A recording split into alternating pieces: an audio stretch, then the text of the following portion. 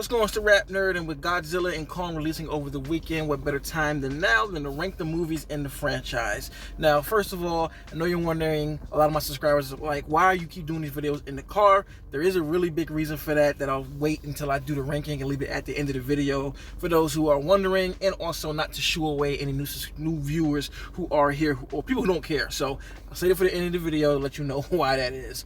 But anyway, let's go ahead and kick it off with the ranking.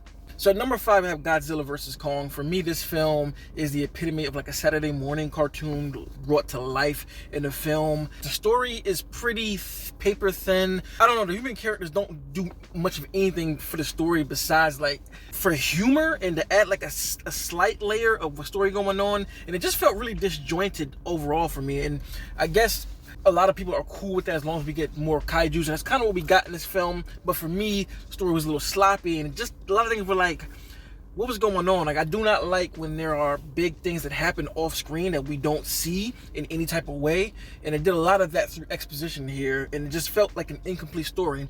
But as I did more diving, I did find out that the movie was heavily reshot and recut to fit a different narrative. There are characters who were supposed to be in the movie who were announced that aren't even in the movie, so I definitely can see that this film was a hodgepodge of a story when it comes to the way they put together, because I guess because of the backlash that King of Monsters got for having too many humans and too much story through humans. They were like, we're going to chop all of that out and just give you the monsters, and there you are. And based on the box office, a lot of people liked how that film was. So I understand why they did it, but for me personally, it just was a little bit lackluster, and it lacked the scale that I got from the previous two films at the time. So at number 5, I have Godzilla vs. Kong. At number 4, I have Godzilla and Kong. To me, this movie is very similar to how Godzilla vs. Kong played out, where it still feels like a Saturday morning cartoon in a sense, but there is more character here to help drive the story, to make things make sense. Like, this movie didn't feel incomplete to me. It felt a little overstuffed because of how many ideas they threw in the pot, but I would prefer overstuffed than undercooked personally. So I do like that there was a lot to say here with the human story, and even the characters were actual characters and not just here for comic relief, even though it was a lot of convenient things. Like, every character was super scientifically intelligent, which was funny, but it worked for me for the most part. And really the big seller in this film is the kaiju action. There was a lot of action in here, more so than Godzilla versus Kong. We get to see all types of fights. I mean, the way that we were hanging with Kong for the most part of this movie was a pleasure. I mean, I've always been a Godzilla fan, but I put even more respect on Kong's name for how he was in this film, and I just enjoyed kind of going on a journey with the kaijus. I mean, there are scenes when monsters are talking to each other, you know, through screeches and screams, and there's no subtitles. You just being able to understand what's going on through body language and facial expressions, which I thought was dope. And I even like the way they went through with the villainy of the film, and how you were presented one thing and something else happens, not going to present it because the movie's still out. But I really did enjoy that aspect of it. But the only downer for this film is I feel like the scope, again, is non-existent compared to the, you know, how it was in the beginning with the first set of films. I think, like, you really don't understand how big the creatures are, and I think it's because of the way the film is edited and the way it's framed. You never get a moment to kind of soak in how larger than life these animals are, and I think that kind of takes away from a film, especially about kaijus, and how there should be this big threat and big sense of danger from humans, but we don't really get that here. I mean, there's a few shots that try to do it, but I don't think it did it enough to really fully get what I needed from that aspect of the film. But overall, it's fun, it's entertaining and enjoyable, and I had a good time watching it. So at number 4, I have Godzilla and Kong. At number 3, I have Kong Skull Island. I think that this film is fantastic. I love that it takes place back in the 70s, I believe.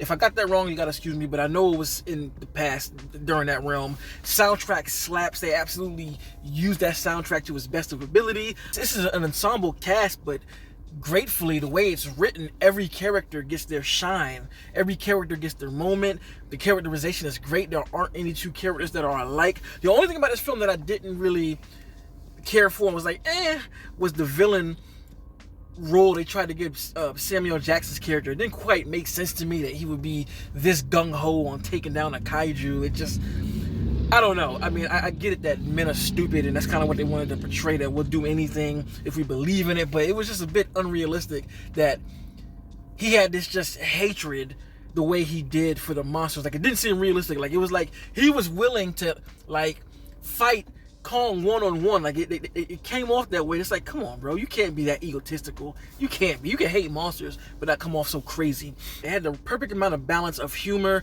I love the adventure of it all, and the scope of this movie. Oh my god, that's what I'm talking about when I say scope in comparison to Godzilla and Kong vs. Kong. They don't have this level of scope. That first shot when we meet Kong and you see these helicopters flying, and it's like this beautiful sunrise, and Kong rises up to block the sun, and then the shot pans back and you just see how large he is. Whoop! God, what a good shot. And they carry that same type of framing for the entire movie, and I just thoroughly enjoyed it. Even the trek into the, you know, the Alan Moore, to see that there are people living here and that they look at Kong like a god. Like, I feel like this perfectly shaped Kong's presence before going into Godzilla vs. Kong. Like, he is a god in his own right, and he gets down with the action, and I just love the way that it's depicted. Like, the thing about Godzilla and Kong and vs. Kong that they don't do as well as with these movies and the ones before it is, like, the way the monsters move. It feels more realistic to the size and scale and scope of these gargantuan beasts. Like, they're moving fast, but it's still at a slower pace because there's so much mass moving. I think I'm getting real scientific and physical, like, but there's a difference here, and I just really love how this movie did it and depicted it. Flawless CGI, beautiful cinematography, great cast. All in all, I love Kong Island, and I have it at number 3. Now, at number 2 is Godzilla King of Monsters. Fantastic film. I don't know why this movie got thrashed by audiences and critics. I really don't. The box office suffered. Critics ate it apart. Like, they said it was too human, but to me, the human aspect of this film was what made the movie so good to me, because we're on the ground a lot, looking up, seeing these monsters, and I felt like I was there, and I could understand how the people looking at these monsters feel. Like, every time they showed up, there was a real sense of danger. There were real stakes. The you know, having Ghidorah be the main villain, this 3-headed monster that was really a space creature, and the explanation is how they oh my god, what a great movie, man. I'm starting over my words because I'm just thinking about seeing this film for the first time, and there's so many good shots of just showing the scale. Like, Rodan is the fire one. Like, when she flies over Mexico and you see people looking over, and they kind of just, as she passes, everything picks up with the gust. I'm like, oh my god, what a great way to show scope. And I keep saying scope a lot because you have to get that down pat when it comes to these big creatures. Like, we got a big ass IMAX screen. I want to feel how large this world is. I want to feel how small I am compared to these monsters, and this film did it perfectly.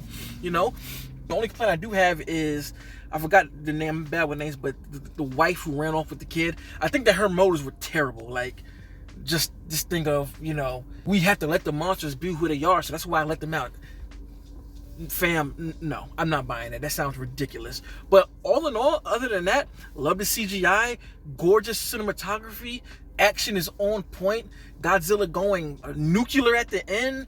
That, oh my god, what a fantastic film.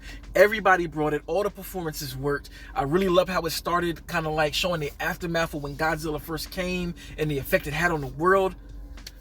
Love that movie. So at number 2, I have Godzilla King of Monsters. So at number 1, I have Godzilla 2014. I know I'm probably in the minority here, but I love this movie. It feels so dramatic. It's like a kaiju drama. I know the story is more so with the humans, but again, for me, that served Godzilla and all of these monsters even more. Being on the ground with these humans, seeing how the kaijus affect everybody, and I like that it's just Godzilla is kind of in the shadows, and you see bits and pieces of him as the movie continues, and then it just builds this excitement for me personally. I can't speak for anybody else, in this level of curiosity as to, like, what's gonna happen when he does show up. Because when you see his spikes in comparison to, like, a bridge, like, the whole bridge scene is just fantastic. The shot choices, like being inside of the car and you see Godzilla kind of go across the windshield in such this huge atmosphere, it's just, whoo, it just did things to me. I remember seeing this in theaters, blown away. Absolutely love this film. I love the way the action is depicted. I love the way the cinematography is. Like the shot when they jump out of the plane, right? And they're just falling down, and it's, you know, you're in the clouds, and as you get closer, the clouds kind of dissipate, and then you see these gargantuan monsters here with the lightning strike. Oh, whoop! Talking about putting you in the shoes of the human beings. Whoo, I love this, man. I love the performances. The only thing I didn't like about the film is that they kind of gave us blue balls at the beginning with Cranston, you know, thinking that he was going to be in the whole movie, but he was only at the beginning. But just his performance in general just upped it for me, and it carried that same dramatic effort throughout the whole film. Love the color palette. And I mean, as a Godzilla fan, this to me is the best American movie for me personally. Absolutely loved it. So at number 1 is Godzilla.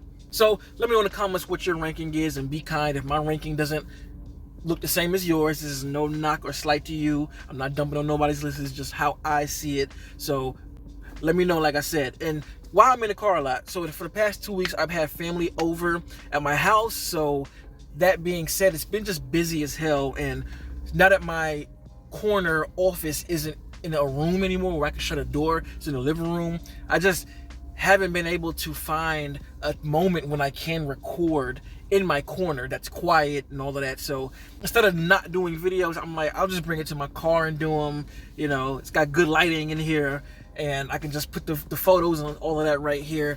And I do my out of theater reviews in my car anyway, so it's not like it's that big of a difference. So that's why, if you're wondering, I will be back in my office as soon as family disappears from here. And there you go. So if you like this kind of content, make sure to like and subscribe. And if you already are subscribed, thank you. And until next time, peace. RapNerd Productions, no capping, that's word to mommy.